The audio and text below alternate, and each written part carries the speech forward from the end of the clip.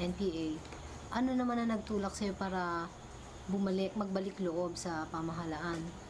Bali, na-aresto ka. Siguro ikwento mo sa amin yung mga circumstances bago mo naisipan na sumuko. Nung tumitindi ng yung LIC, Ano yun? Low Intensity Conflict na yan, yung mga issue na yun, pangkalahatan lang pagkaunawa ko doon, ibig sabihin yung pakikialam ng US sa Pilipinas. Tapos nagbahayag si Mrs. President Cory Aquino na todo-todo ang giyera, total war. Oo. Sinagot yan ng CPP-NPA sa buong bansa. Kung giyera din lamang diniklara ng Pangulo, giyera din ang ating isasagot. Kaya madaling sabi noon, nag-program kami, dahil ako nasa pamatnugutan o nasa command ng fighting unit sa Laguna, Quezon. Nag-program ng alin-alin mga targets ang bibirahin at gaano kalimit, ilang araw ang pagitan ng bawat target. Sa bawat munisipyo ito, detachment na yan, ilang araw lang pagitan ang pagbira, ang mga ambush. Kaya bilang command, bilang nasa intelligence officer ako doon, kita ko kung ano ang mangyayari sa loob ng 2 buwan. Ilang mga labanan at saan kaya posible may mga mamatay. Para sa akin noon, may epekto na yun. Dahil alam ko na kung saan eh. Alam ko ang katangian ng mga detachment at saka mga munisipyo, mga ambush sites. Saan kaya posibleng may mamamatay? Ilang kaya posibleng mamatay sa bawat labanan? Tinatantya na yon sa programming. Sa ganitong labanan, pwedeng mamatay 3. Dito sa lugar na ito, pwedeng 2. Tayado na namin yun kung ilan ang mamamatay. Kaya alam namin kung saan pupwesto bilang CO. Alam namin kung saan ligtas, alam namin kung saan mapanganib. Para sa akin, may demoralisasyon yun. Yun, isa yung sa nakakonvince, parang nakapagpabuhay sa paninindigan ko. Dagdag pa dyan yung Alsamasa vigilante groups, na ang alam ko sa Alsamasa, dating contact ng NPA o sympathizer ng NPA na bumaligtad na at kumakalaban na sa NPA. Sa akin may epekto yun. Bakit lumalaban yung dating atin? Masakit sa akin yun eh. Tapos nakikita ko yung ilan, may mga palsong ginagawa. Nangihiram ng kaldero yung NPA, hindi sinasauli. Yung palakol, nababali yung hindi sinasauli. Ibig sabihin, kaya naman nagagalit yung mga sibilyan, hindi kasi sinusunod yung patakaran eh.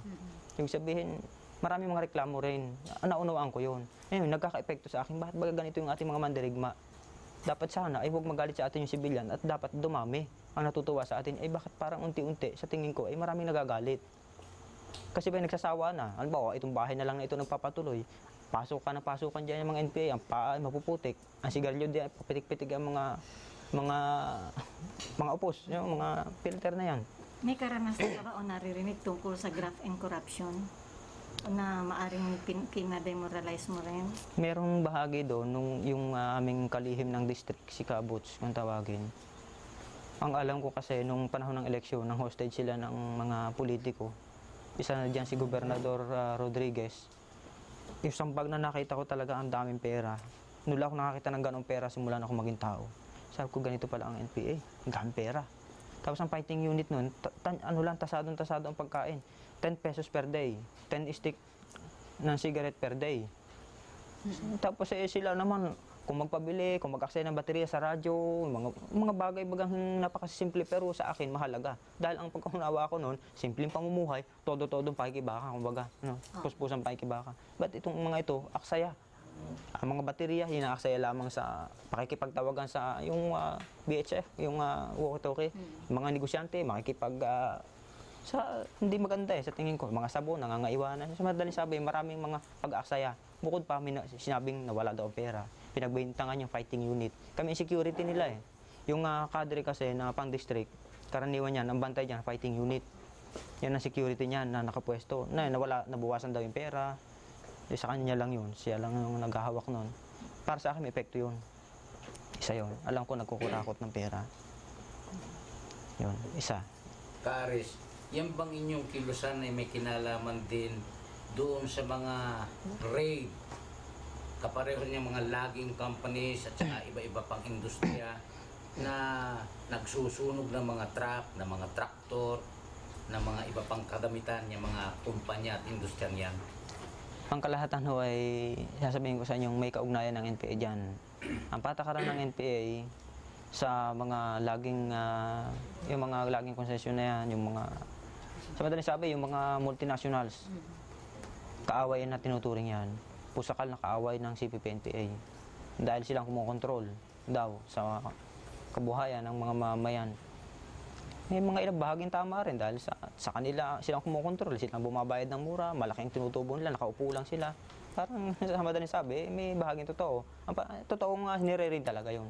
Yung mga bus companies tulad ng BLTV, ang alam kong issue dyan, hinihinga niya. Hindi ko mapapatunayan na hindi naman ako kaharap noon. Pero ang alam ko paninindigan dyan, narinig ko sa kanila, yung mga bangko, isa yun, mamaya natin pag-usapan yung bangko, yung mga bus companies, hihingan niya ng alliance staff o yung finance officer ng region o kaya ng national.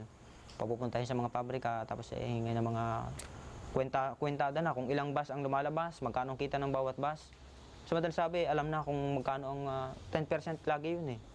Kung magkano ang kinikita ng isang kumpanya, 10% ang kukunin ng CPP, hindi ka pwedeng pumalag. Kaya ikaw ang manager, kayo ang nasa management, hindi ka pwedeng pumalag sa hinihingi ng NPA. Pagka pumalag ang sino mang manager o sino mang boss doon, titirahin yung boss mo. Yung bumibiyahe mga aircon bus na yan, sinusunog, nababalitaan, totoo yun, NPA ang bumibira noon. Pinababa ang pasahero, wala man sinasaktan, hindi makinukuha ang pera ng mga tao, sinusunog yung bus. Ngayon, sa hindi nakakaunawa, salbahin mga NPA nito, sinasakyan namin, nabala pa kami. Pero yun ay political na usapin. Yung relasyon ng NPA at saka noong may-ari ng bus company. Hindi nagbibigay, kaya sinasabotahe. Magkano ang isang bus? Milyon daw ito. No. Ngayon, yun ay warning. Kapag hindi nagbigay, isa pang aircon bus. Ngayon, nabalitan ang sunod-sunod na sinusunog. Isa yun, totoo yun. Sa isang organisasyon at kilusan ka, Aris, natural lang yang siyempre nananalapi para ikabubuhay ng organisasyon. Ano naman ang masasabi mo, ka, Aris, dyan sa sinasabing forced taxation ng NPA, yung buwis, pangunguha ng buwis sa mga tao? Totoo ho yun na nanghihingi ng buwis. Yung puwersahan, compulsory, puwersahan panghihingi ng buwis. Sa ayaw at sa gusto ay magbibigay ka ng buwis. Dahil ang iyong, gano'n ang panggulat eh. Ang iyong kumpanya, ang iyong negosyo ay dito naglalaro mismo yan. Dito yan, umiikot-ikot lamang sa loob ng teritoryo ng NPA. Kaya hindi ka magbibigay ng buwis. Dahil pag hindi, kaya naming sirain ang iyong kabuhayan. Kaya naming isabotahe. May mga warning yan. Pwedeng isang katiwala, bibirahin. Babayaran mo siyempre ng kumpanya yon. Warning yon. May mga notes. Warning, first warning. Itong isang sasakyan mo, isang bulldozer mo, kung laging isang bulldozer mo, wawasakin ng dinamita yon. Magkano isang bulldozer? Isang 6x mo, isang truck mo, wawasakin yun. Mga warning. Totoo yun. Dahil yung sinasabi mo, ka, Aris, ay tungkol yan sa malalaking kumpanya, malalaking industriya. Meron ba namang nangyayaring puwersadong buhis sa mga maliliit na mamamayan? nung naandun pa ako sa loob, masasabi ko, voluntaryong tulong ng tao eh. Kasi ako isa sa sumusulat din sa mga tao. Kaya ito po ang problema ng unit namin, galing po kami sa labanan, nawala po ang tsinelas namin, kami po walang makain dito, kung pwede ko sana makahingi. May dadating, may tsinelas, may pagkain, may sabon, may sigarilyo. Voluntaryong tulong ang tingin ko noon. Pero kung sa ngayon, napapag-aralan ko, kung pag-aaralan natin, hindi voluntaryo. Dahil kung hindi ka sumusulat, walang nagbibigay. Kung yung voluntaryong may kakategorya, dapat sana'y tahimik lang NPA dyan, nagpo-propaganda, may dumadating. Ito, sa inyo na lang to. Pagtiyagaan nyo na lang to. Kahit sinong tao dumadating sana, nagbo-voluntaryo nagbibigay. Dahil may NPA na kailangang bigyan ng tulong. Ibig sabihin, sa tingin ko, hindi voluntaryo. Kaya, ang lumalabas yan, simula sa maliliit na mga pangkaraniwang sibilyan na kumikita ng pangkaraniwan, ay voluntaryong hinihingan. Partikular sa mga tindahang maliliit, totoo yun. Noon, dinedepensa ko yun. Hindi naman namimilit ang NPA na manghingi sa maliliit na tindahan sa barangay. Totoo pala yun. Sabi, may tindahan ito, may tindahan ito. Kami po walang panglaban sabon, wala po kami sigarilyo, wala po kami ganito. Ilang putol na sabon ho ang kaya niyong ibigay. Kami po walang makain dito, ilang salop na bigas o ilang kilong bigas ang kaya niyong ibigay. Siyempre, nasulatan hindi magbibigay. Magbibigay siya ng kaya niya. Halimbawa, hiningan siya ng 4 putol na sabon, magbibigay lang ng 2. Compulsory pa rin pagbibigay niya yun eh. Ang ibig mong sabihin, ka, Aris, ay nagbibigay sa pamamagitan ng sulat ninyo dahil sa natatakot. Karaniwan na yun. Merong ilang mga personal na mga tulong. Halimbawa, ito'y ninakawan. Inireklamo isang magnanakaw, napatay ng NPA yun. kaibigan matalik yun ng NPA. Hindi sinusugpo mo magnanakaw. Magandang gawain yung lipulin na masama, pero yung usapin ng pagtulong, ibig sabihin personal na.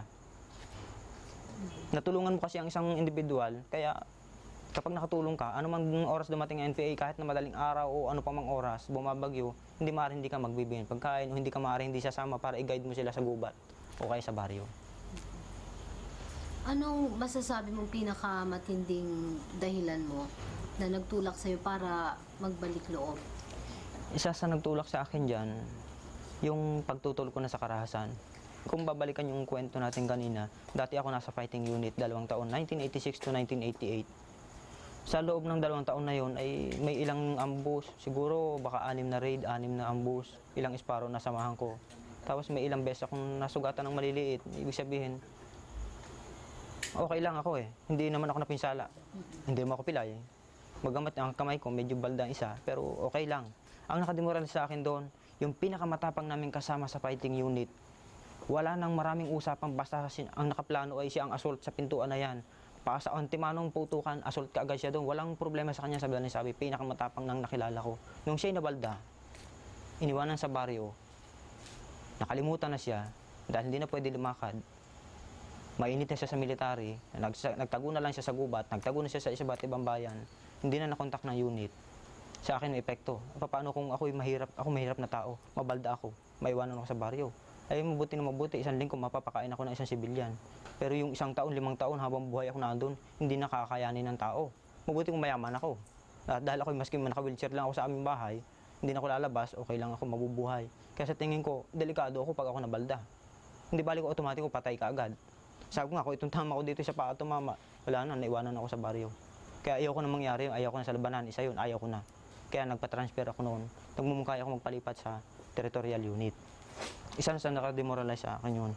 Yung pagdami ng alsamasa, yung vigilante na yan, itong korupsyon sa loob, yung nakawan ng pera.